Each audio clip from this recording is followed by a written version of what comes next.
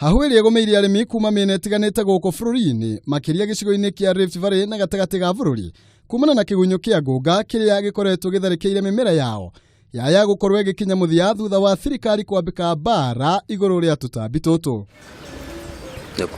Kuhitukira ministry ya Urimi, Thirikari ni iigite mwigana wa ciringi mirioni 300 niguo kuhurana na tutambi tutu guothe bururi-ini. Riboti iria ikiritwo mukonde ni ministry ya Urimi kuhitukira murunawe wa ministry ya utamburukia wa mahinya Mwangi Kiunjuri.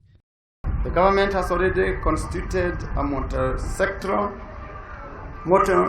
multi-institutional technical team of experts drawn from the public and private sector to guide efforts towards management of these new pests.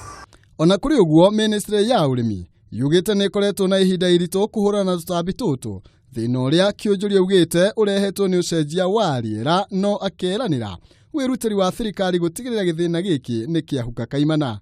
Government has committed about Kenya shillings 300 million to support countrywide control program to forestall further spread of pests.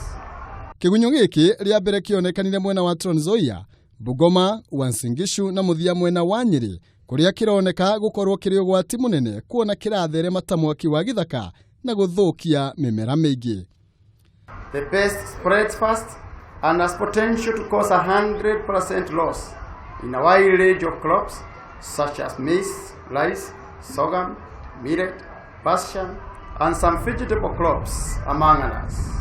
Kuringana na uthuthuria uria wikitwo kigunyo giki no gicungiriria hathara ya gicunji kia igana kwa igana no thirikari yugite ni thondekete honge cia mwanya na unyitani na honge cia andu kiumbe niguo gwetha kihonia gia gutura kuria muingi uritio guikara maitho na kurutithania wira na honge iria cigitwo.